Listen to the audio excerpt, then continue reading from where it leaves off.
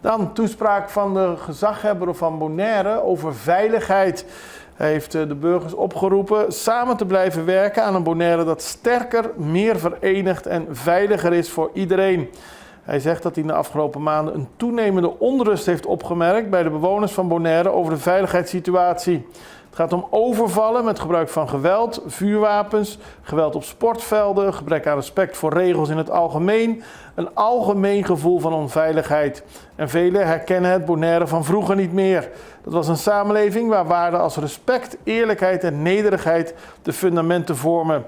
Als gezaghebber en tegelijkertijd burgervader en inwoner van Bonaire is hij heel duidelijk. Geweld en criminaliteit zijn niet acceptabel en horen niet thuis op Bonaire. Er wordt natuurlijk gewerkt door de justitiële keten, maar hij heeft ook de hulp gevraagd aan de inwoners. Laten wij allemaal bijdragen aan een veiliger eiland. Dat begint bij onszelf, in onze gezinnen en onze wijken. Laten wij als ouders ons positief gedragen en dat aan onze kinderen laten zien. Laten wij negativisme en agressie in alle vormen afwijzen. Aldus de gezaghebber van Bonaire, die daarmee heeft aangegeven dat er een grote zorg op het eiland is.